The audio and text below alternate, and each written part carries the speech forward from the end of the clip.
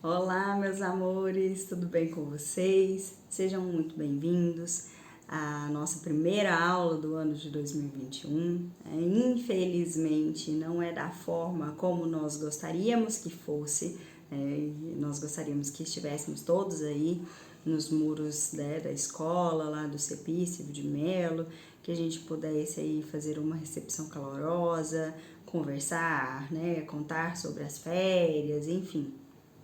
Mas infelizmente nós estamos vivendo ainda num período de pandemia e para nossa segurança, tanto dos professores quanto dos alunos, é necessário que a gente ainda permaneça nesse estilo de aula, nessas aulas remotas.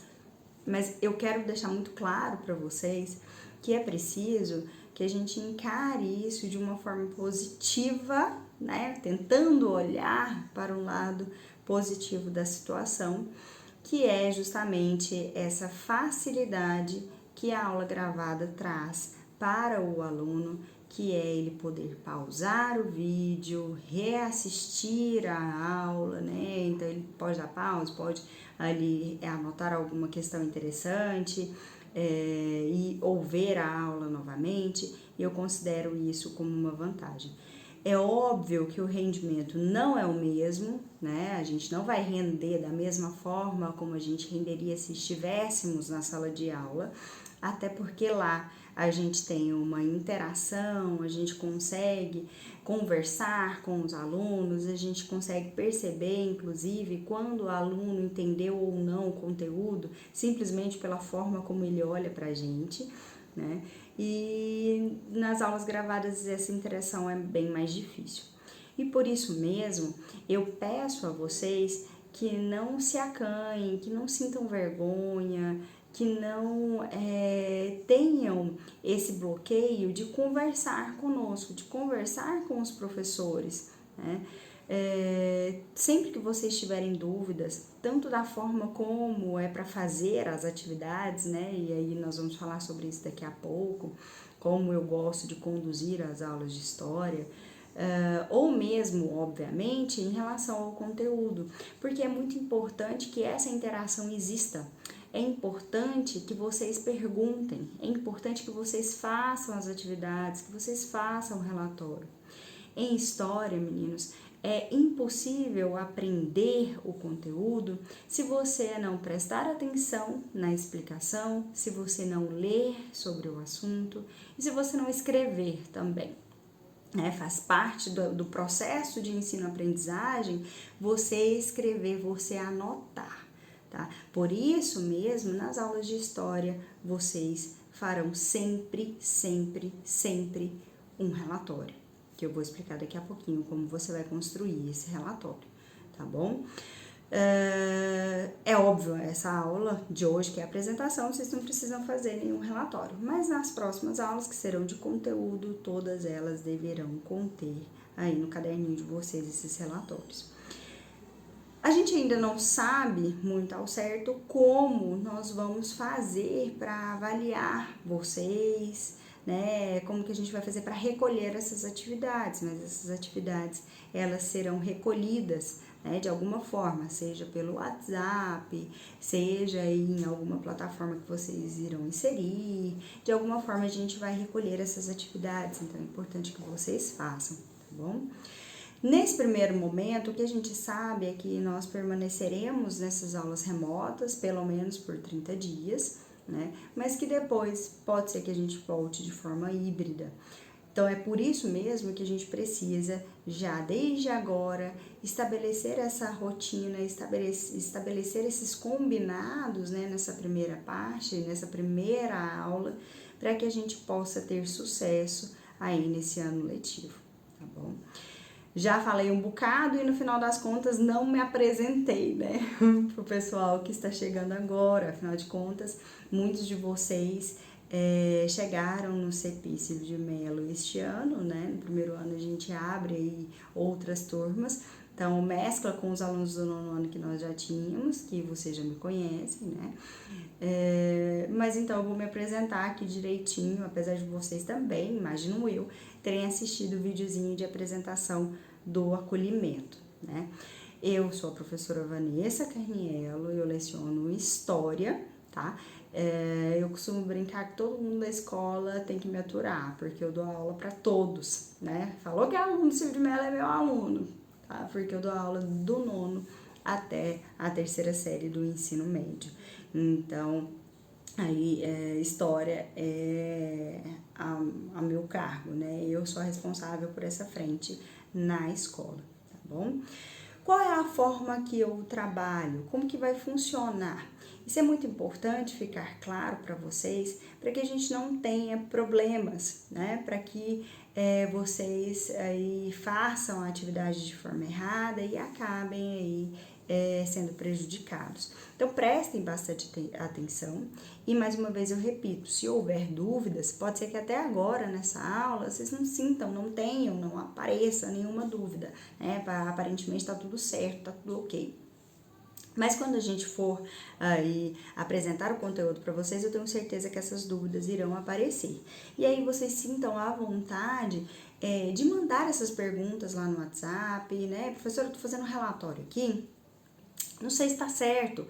Olha aqui, tá certinho? É isso mesmo? É assim que a senhora quer? É desse jeito? Ou eu tô fazendo errado? Né? Eu entendi bem? Isso é importante, tá? Mais uma vez, para que vocês não façam essa atividade de forma errada. Como eu disse, toda aula de história vocês vão fazer relatório, toda aula de conteúdo, tá bom? Nas aulas de atividade, o relatório é a própria atividade, tá? Vocês vão fazer um relatório separado. Geralmente, quando a gente fala relatório, o aluno tem às vezes aquela ideia de que relatório é a narrativa da aula. Por exemplo, a professora começou a aula, falou, né? Olá, meninos, tudo bem? Nossa, a professora apresentou o conteúdo e vai trabalhar isso. A professora, no minuto tal, passou a mão no cabelo, né? Porque agora a aula é gravada, tem essas coisas. A professora, sei lá, passou uma atividade, pronto, e falou, boa aula, meninos, sei lá, e encerrou a aula, né? Isso é a narrativa da aula. É isso que eu não quero. Isso não é relatório. Relatório em história é o relatório do conteúdo, tá? É relatório do conteúdo, é o resumo da aula.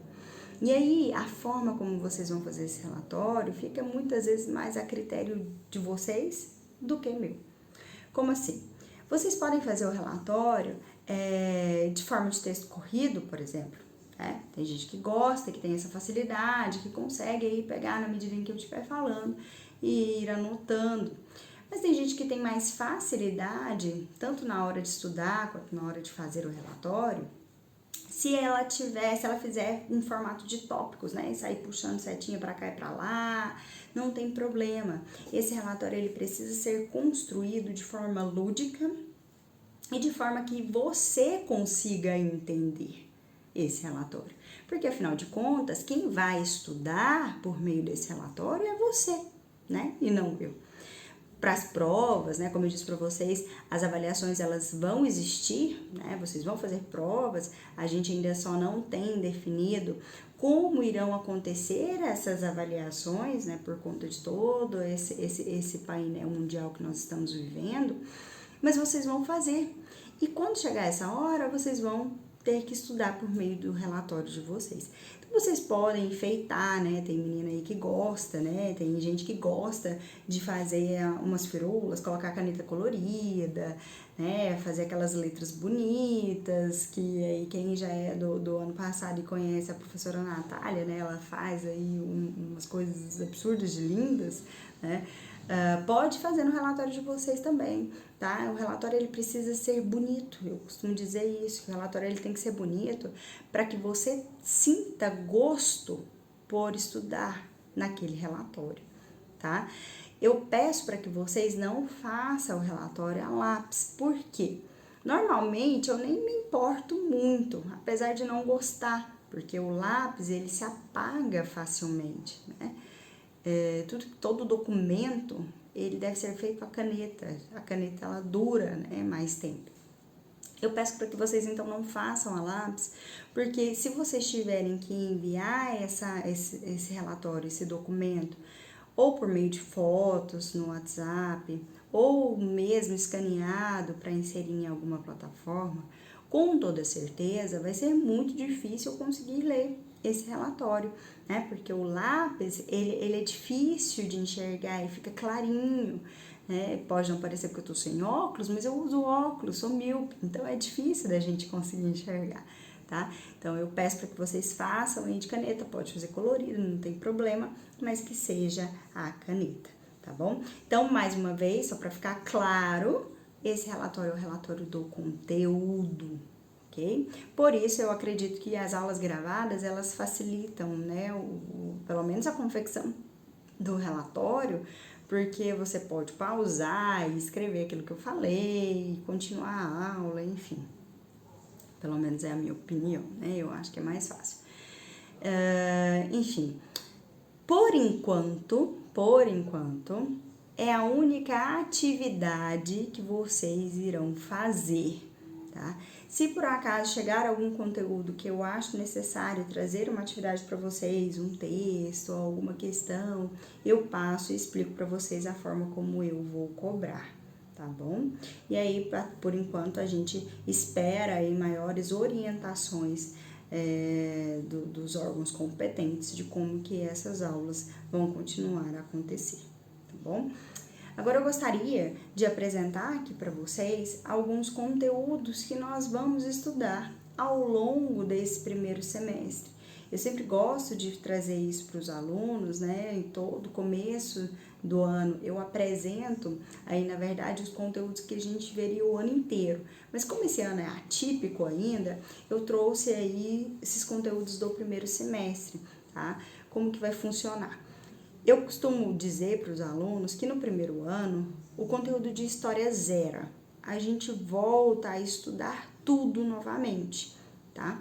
Por isso, muitas vezes, o conteúdo de primeiro ano em história é um pouco mais chatinho, né? E eu me sinto na obrigação de falar isso, porque eu depois chega lá na frente o aluno fala, nossa, mas professora, vamos ver pra história de novo, nossa, mas é chatinho, né? E eu ficar lá, não, gente, é legal, não, eu não vou fazer isso com vocês, tá? Não é um conteúdo legal de estudar, a maioria das pessoas não gostam muito. Mas para quebrar aí essa linha de raciocínio, tem Grécia, tem Roma, né? Apesar de a gente não estudar da forma como vocês estudaram lá no ensino fundamental, né? Às vezes focando também nos deuses e tudo mais, a gente vai focar muito mais na parte da sociedade, da política, da economia, dos conflitos, tá? E isso aí acaba sendo um pouco mais interessante. Tá? Lá para o segundo semestre, a gente vê aí, começa a ver Idade Média e Idade Moderna, conteúdos que eu particularmente gosto mais, tenho mais afinidade, né, e acho que são mais chamativos para os alunos.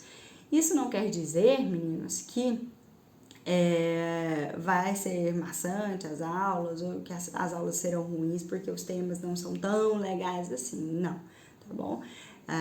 As aulas são legais, o material é bacana, é interessante, mas eu já estou avisando vocês, já estou prevendo aí algumas reclamações por conta aí dessa questão de zerar o conteúdo em história. Ao mesmo tempo, eu quero dizer para vocês que esse conteúdo de primeiro ano, ele tem sido extremamente importante para uma avaliação que já entrou no ensino médio, já tem que falar, infelizmente, né? Agora não tem mais escapatória. Um dia vocês vão fazer o Enem e agora vocês acabaram de entrar nesse trem. Então, vocês precisam aí já pensar nesses conteúdos e construir esse portfólio, digamos assim, para que vocês consigam estudar para o Enem. E o Enem tem caído, né? No Enem tem caído muitas questões de conteúdos de primeiro e segundo ano, muito mais, inclusive, do que conteúdos de terceiro, tá? Então, é importante que vocês anotem esse conteúdo e que guardem esse portfólio, tá? Guardem os relatórios de vocês para que depois lá na frente vocês consigam revisar, pelo menos. Por quê? Porque esse conteúdo ele não vai se repetir. Lá no terceiro ano, lá na terceira série, a gente não vai voltar a ver esses conteúdos, igual a gente está vendo agora, igual a gente vai ver esse ano. Então é importante que vocês guardem esse material, que vocês consigam aí depois, lá na frente, retornar, olhar ele novamente para vocês estudarem para o Enem, revisarem para o Enem, tá bom? É sempre importante aí destacar essa questão, tá? Dito isso, vamos aqui perceber, eu vou passar aqui juntinho com vocês quais são os conteúdos que nós veremos, tá? Para isso eu preparei aqui uma apresentação para a gente seguir ali uma linha de raciocínio desses conteúdos.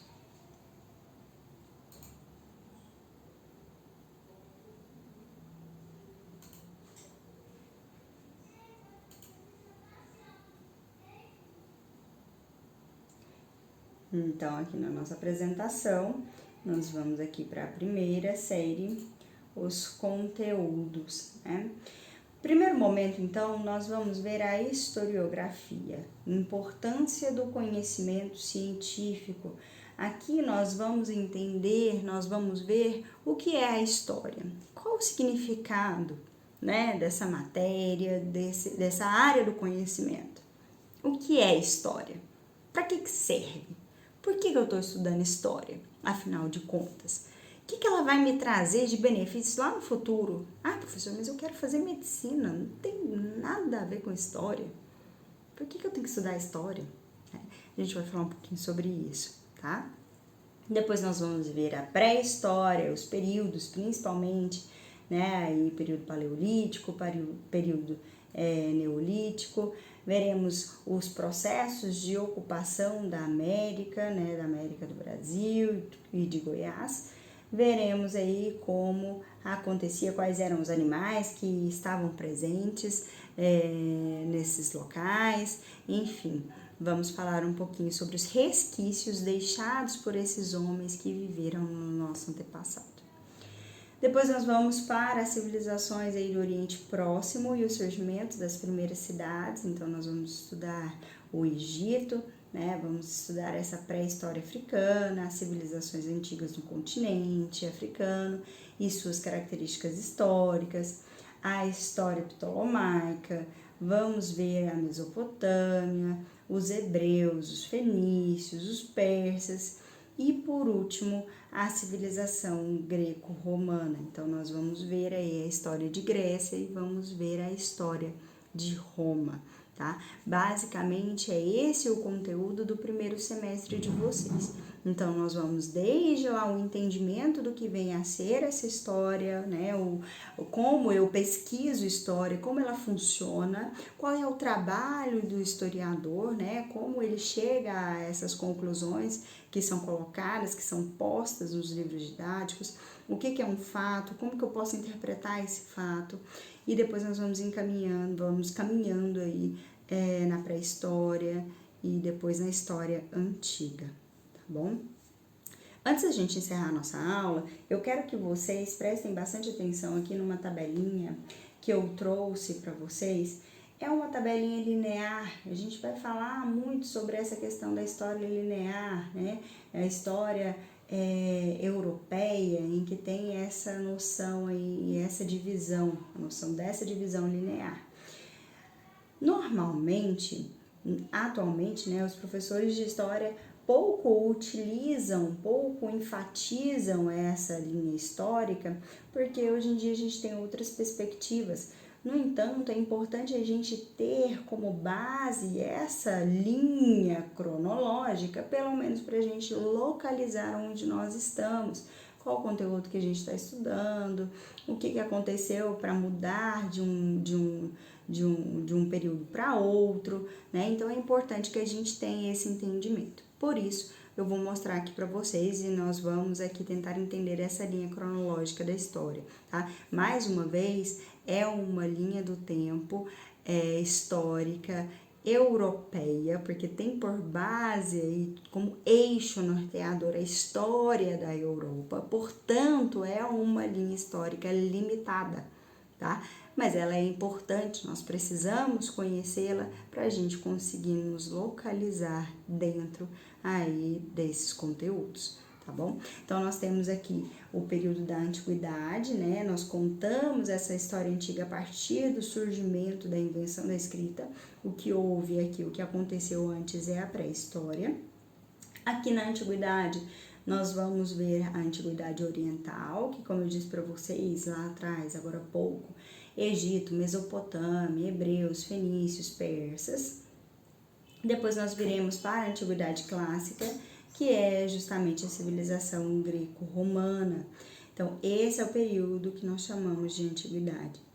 Ele vai, então, de 4.000 anos antes de Cristo até 476 depois de Cristo. Vocês sabem que aí, depois do nascimento de Cristo, né, como este, nós usamos o calendário cristão, né, nós não utilizamos mais aí, não colocamos esse DC, já subentende-se que é depois do nascimento de Cristo. O que eu quero que vocês entendam, meninos, é que aqui embaixo, nessa setinha, quando eu digo que aqui aconteceu a queda do Império Romano do Ocidente em 476, não aconteceu uma mudança de uma hora para outra, acabou aqui a Idade Antiga e começou a Idade Média. Porque na história, a gente vai falar muito sobre isso, tudo é uma questão de processo histórico, né? Então as pessoas dormiram um dia, nossa, estou na Idade Antiga, e acordaram no outro achando que já estavam na Idade Média, e eles não tinham essa noção. Todos esses períodos, essas divisões históricas, elas são criadas, elas foram criadas posteriormente por meio da análise justamente desses historiadores, sociólogos, enfim, né, que olham para trás, que olharam para trás, analisaram os fatos, analisaram os acontecimentos, contextualizaram, interpretaram, né, analisaram as fontes e deram nome a estes períodos. Tá? Então, isso precisa ficar mais do que claro na cabeça de vocês, tá? Depois aqui nós temos a Idade Média, né? Aqui na Idade Média nós temos a invasão, né, já aqui dos povos germânicos, dos reinos bárbaros, temos o feudalismo, temos as cruzadas, o Império Bizantino, o islamismo. Essa Idade Média, ela vai até 1453, é um conteúdo que ainda está dentro da matriz curricular de vocês, né, da primeira série. Eu costumo dizer que o conteúdo da primeira série do ensino médio é um dos maiores, tá bom? Depois nós temos a Idade Moderna, que é outro conteúdo muito importante que tem caído muito no Enem, e eu me sinto na obrigação de falar isso para vocês, né, porque vocês já têm que estar se preparando, como eu disse agora há pouco. Nós vamos aqui ainda estudar a descoberta da América, Renascimento, Reforma Protestante. Acredito que a gente termine aqui, né? Esse seria o conteúdo do primeiro, até a Reforma Protestante, tá bom? O restante dessa linha histórica aqui, vocês veem lá no terceiro ano. Trouxe outra tabelinha aqui em relação à história do Brasil. A história do Brasil tem outra divisão. Como nós vamos ver também alguns conteúdos de história, é interessante que vocês aí tenham essa linha cronológica. Acredito que seja útil que vocês tirem print dessas telas, né? Tanto da outra quanto dessa. Se você não tiver tirado print da outra tela, né? Da outra linha cronológica, volta aí um pouquinho para vocês tirarem print da página, porque eu acho interessante. Tá? Então, aqui nós temos o período pré-colonial e tudo isso nós vamos falar, destrinchar direitinho com vocês aí, principalmente lá no segundo ano, tá? O período colonial, o período imperial e o período republicano. Pode ser que a gente consiga ver alguma coisa aqui em relação a este momento aqui no comecinho, né, das grandes navegações, mas o restante vocês vão ver mesmo lá no ano que vem, na segunda série do ensino médio, tá bom? Espero que vocês tenham entendido a metodologia de trabalho, espero que vocês tenham entendido o que é um relatório. Se não, mais uma vez, mande mensagem lá pra gente, né, pra mim, para que eu possa conversar e esclarecer as dúvidas de vocês. Mais uma vez, sejam muito bem-vindos os alunos que não eram, né, da escola, vocês, meus alunos que já eram nossos, né, que estudaram ano passado conosco, também sejam muitíssimo bem-vindos. Que a gente possa estreitar cada vez mais esse laço que nós construímos no ano passado, né? E que a gente possa estar cada vez mais próximos uns dos outros e que em breve a gente consiga se encontrar pessoalmente, tá bom? E é isso. Um grande beijo e até a próxima. Tchau, tchau.